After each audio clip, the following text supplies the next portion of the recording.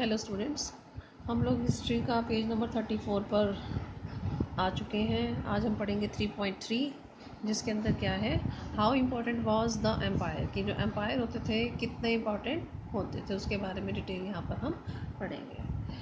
Page number 34। When the historian began to reconstructing early Indian history in the 19th century, जब historians ने reconstruct करना शुरू कर दिया था इंडियन हिस्ट्री को, कब हिस्टोरियंस ने कब शुरू किया था इंडियन हिस्ट्री को रिकन्स्ट्रक्ट करना? 19th सेंचुरी के अंदर। The emergence of the Mauryan empire was regarded as the major landmark. तो अब जो एम्पायर, मौर्यन एम्पायर था, इसकी जो बताई गई कि ये एमर्ज हुआ था, ये शुरू हुआ था, एमरजेंस हुई थी, इसकी शुरुआत हुई थी, इसको क्या कहा गया? एक मेजर लैंडमार्क का दर्जा दिया गया।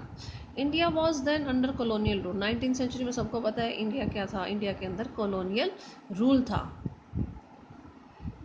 And was the part of British empire, British empire का ये हिस्सा था।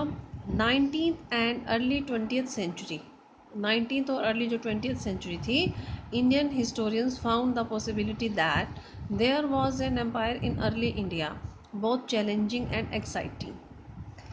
उनको ये लगा 19th सेंचुरी के अंदर, 19th और 20th सेंचुरी के अंदर इंडियन हिस्टोरियंस को, कि ये पॉसिबल है कि हमारे जो इंडियन हिस्ट्री के अंदर जो है कोई एक ऐसा एम्पायर था जो जिसमें चैलेंजेस भी थे और बहुत ही ज़्यादा एक्साइटिंग भी था। Also, some of the archaeological finds associated with the Mauryas, जितनी भी ज़्यादातर जो आर्कोलॉजिकल जो चीज़ें मिल रही थी वो भी जुड़ रही थी मौर्यास के साथ, इंक्लूडिंग स्टोन स्कल्पचर्स। अब इसके अंदर क्या क्या थे? जो स्टोन स्कल्पचर से जो थे, मूर्तियाँ वगैरह जो मिली थी पत्थर की बनी हुई, जो भी था, were considered to be example of the spectacular art typical of empire. ये एक एग्जाम्पल था, ये जो आर्ट था, एक भी ऐसा कोई एक टिपिकल सा एम्पायर था, उसके ये एग्जाम्पल थे जो भी फाइंडिंग्स मिली थी। Many of these historians found the messages on Ashokan inscription very different from that of the most other rulers. अब बहुत सारे हिस्टोरियंस को जो भी मैसेजेस मिले थे, कहाँ पर मिल रहे थे? अशोकन इंस्क्रिप्शंस पर। वो बहुत ही डिफरेंट थे दूसरे रूलर्स के मुकाबले में। सजेस्टिंग दैट, क्या बता रहे थे ये? Ashoka was a powerful and industrious. क्या पता चलता था इन इंस्क्रिप्शन से? कि अशोका क्या था? पावरफुल था और इंडस्ट्रियस। इंडस्ट्रियस मीन्स वो बहुत ही ज़्यादा परिश्रमी था, मेहनती था। As also more humble than later ruler who adopted grandiose title. और उन जो दूसरे राजा थे जिन्होंने बड़े बड़े टाइटल धारण किए हुए थे, उनके मुकाबले वो बहुत ही ज़्यादा हम्बल था। हम्बल मीन्स दयालु था वो। So it is not surprising that nationalist leader in the 20th century regarded him as an inspiring figure। अब इसमें कोई हैरानी की बात नहीं है कि 20th सेंचुरी के अंदर जो हमारे नेशनलिस्ट लीडर थे, वो भी मानते थे कि जो ये अशोका है, क्या है? एक इंस्पायरिंग फिगर है, उससे इंस्पायर थे ये लोग, नेशनलिस्ट हमारे। अब है page number 35। Yet how important was the Mauryan empire, कितना इम्पॉर्टेंट था ये मौर्यन एम्पायर, फिर भी देखते हैं। It lasted for about 150 years. कितना समय इसका रहा? लगभग 150 ईयर्स तक मौर्यन जो एम्पायर था वो रहा था, मौर्य साम्राज्य रहा था। Which is not a very long time in the vast span of the history of the sub continent. ये जो 150 ईयर्स इसका मौर्यन एम्पायर का जो टाइम पीरियड रहा था, ये कोई बहुत ज़्यादा लंबा समय नहीं है इंडियन हिस्ट्री के अंदर। अब इसके अलावा मैप 2 में भी हम देखेंगे, you will notice that the empire did not encompass the entire subcontinent. ये जो था पूरे सब कॉन्टिनेंट के अंदर ये एम्पायर नहीं फैला हुआ था। And even within the frontiers of the empire control was not uniform. और इसकी जो सीमाएं थी, उनको जो कंट्रोल किया जाता था वो भी यूनिफॉर्म तरीके से नहीं किया जाता था, समान रूप से नहीं किया जाता था। By the second century BCE, second century BCE तक आते आते क्या हुआ? न्यू चीफ डॉम्स, जो नए नए चीफ डॉम, सरदार वगैरह, शासक जो वर्ग था, और नई किंगडम जो साम्राज्य थे, emerge in several part of the sub continent. ये इनका भी उदय होना, नए नए शासक वर्ग और नए नए जो किंगडम से साम्राज्य थे उनका भी उदय होना इस कॉन्टिनेंट के अलग अलग हिस्सों में शुरू हो गया था। अब हम पढ़ेंगे fourth point, new notions of kingship. ये जो किंगशिप थी, जो राजधर्म था, उसके क्या क्या उद्देश्य थे, नए नए उद्देश्य क्या थे। Chiefs and kings in the south. अब काम की बात करें साउथ की, इंडिया के साउथ की बात कर रहे हैं यहाँ पर। वहाँ पर जो चीफ्स क्या होते थे, सरदार वगैरह जो होते थे छोटे छोटे कबीलों के, और जो नए नए राजा थे उनकी बात होगी यहाँ पर।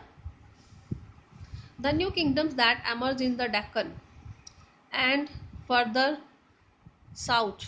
अब जो नई नई किंगडम जो नई उदय हो रही थी डेक्कन के अंदर, डेक्कन का जो एरिया था वहाँ पर जो नई नई किंगडम बन रही थी वो कौन कौन सी थी साउथ के अंदर, उनमें कौन कौन से थे? चोलास, चेरास, पांड्यास, इन तमिलकम। अब यहाँ पे तमिलकम की जो है आपको डेफिनेशन दी गई है। तमिलकम एरिया था, तमिलकम क्या था? एरिया था। और कौन कौन सा हिस्सा जो है उसके अंदर इंक्लूड हो रहा है वो ब्रैकेट के अंदर आपको बताया गया है यहाँ पर। The name of the ancient Tamil country, जो पुराने समय में जो तमिल कंट्री थी उसे तमिलकम कहा गया। इसके अंदर जो प्रेजेंट डे का आंध्र प्रदेश और केरला है और तमिलनाडु, इसका भी हिस्सा जो है इसी के अंदर तमिलकम के अंदर ही आता था। ठीक है, तो अब यहाँ पर तमिलकम की बात कर रहे हैं। जो तमिलकम था यहाँ पर जो नए नए चीफ डॉम्स थे, चोलास, चेरास और पांड्या, तमिलकम के अंदर इनकी जो थी शुरुआत हो रही थी। Prove to be stable and prosper, ये बहुत ही स्टेबल हो चुके थे और प्रॉस्परस थे। We know about the status from a variety of sources. अब ये जो स्टेटस हमें पता लगा है इनके बारे में, इनकी बात कर रहे हैं, तो ये जो हमें इसके बारे में पता चल रहा है, इसके हमें कई सोर्सेज हैं उनसे हमें पता चला है। अब यहाँ पे एक संगम टेक्स्ट की बात की जा रही है और ये पैराग्राफ जो है ये बहुत ही इम्पॉर्टेंट है। इसमें 1 मार्क के आपके 2-3 क्वेश्चन 2-3 तरीके से निकल सकते हैं, इसको आप अच्छे से समझना। We know about these status from a variety of sources. From instance, the early Tamil Sangam text contains poem describing chiefs and the way in which they acquire and distributed resources. सबसे पहला तो संगम text कौन सा था? तमिल का था। ठीक है, तो इसके लिए एक सोर्स तमिल टेक्स्ट बताया है, संगम जिसका नाम है। इसमें क्या था लिखा हुआ था? पोइम्स में। ठीक है, पोइम्स थी इसके अंदर। क्या किसके बारे में बताती थी? चीफ्स के बारे में डिस्क्राइब की गई थी। क्या बताती थी? किसी भी तरीके से क्वेश्चन को घुमा के पूछ सकते हैं, तो आपको ये तीनों लाइनें अच्छे से याद कर लेनी है। ठीक है, और मोस्टली पूछ ली जाती हैं, ज़्यादातर तो पूछ ही ली जाती है फाइनल एग्जाम में आप लोगों से, तो अच्छे से पता होना चाहिए आपको ये। And the way in which they acquire, और उसमें वो बताते थे किस तरीके से वो एक्वायर करते हैं, अपने कब्जे में लेते हैं किस चीज़ को, डिस्ट्रीब्यूटेड एक्वायर करते हैं, इकट्ठा करते हैं और डिस्ट्रीब्यूट करते हैं किस चीज़ को? रिसोर्सेज को। ठीक है, तो ये संगम टेक्स्ट है, तमिल का टेक्स्ट है, पोइम्स के माध्यम से इसके अंदर बताया गया है किसके बारे में? चीफ्स के बारे में। क्या क्या बताया गया है कि किस प्रकार से वो एक्वायर और डिस्ट्रीब्यूट करते थे रिसोर्सेज को। ठीक है, अब आपका यहाँ पर मैनी चीफ्स एंड किंग्स, बहुत सारे जो चीफ्स और किंग्स थे, इंक्लूडिंग द सातवाहनास, जिसके अंदर सातवाहना भी थे, who ruled over a part of western and central India, जिन्होंने कि वेस्टर्न और सेंट्रल इंडिया के अंदर रूल किया था सातवाहनों ने, 2nd सेंचुरी BCE से लेकर 2nd सेंचुरी तक का सातवाहना। और जो शक थे, शक भी क्या है? मौर्य एम्पायर के जैसे जैसे इनके नाम होते थे वंश के, वो थे शक, Satavahana. A people of central Asian origin, कहाँ के लोग थे? सेंट्रल एशियन ओरिजन के थे ये। वो establish kingdom in the north western and western part of the sub continent, जिन्होंने कि नॉर्थ वेस्टर्न और वेस्टर्न हिस्सा जो था सब कॉन्टिनेंट का, उसके अंदर अपनी किंगडम्स को एस्टेब्लिश किया था। किनों की बात कर रहे हैं? बहुत सारे चीफ्स की, किंग्स की, जिसके अंदर सातवाहना और शक भी इंक्लूड थे। डिराइव्ड रेवेन्यू, रेवेन्यू लेते थे किससे? किससे प्राप्त करते थे revenue? From long distance trade, लंबी दूरी के जो व्यापार किए जाते थे उनसे ये रेवेन्यू इकट्ठा किया करते थे। Their social origin were often obscure, इनके जो सामाजिक ओरिजिन है उसके बारे में कोई ज़्यादा जानकारी नहीं है। But as we will see, जैसा कि हम देखेंगे, in the case of the Satavahanas, Satavahana के बारे में हम देखेंगे चैप्टर 3 के अंदर। वंस दे एक्वायर पावर, जब एक बार वो पावर में आ गए, the attempt to claim social status in a variety of ways, उन्होंने सामाजिक जो उनका सोशल स्टेटस था उसको कई तरीकों से हासिल किया था। तो ये टॉपिक में बहुत सी इंपॉर्टेंट बातें हैं, आप इनको पढ़ के देखना और कोई प्रॉब्लम हो तो मुझसे डिस्कस कर लेना। आज के लिए इतना ही। Thank you.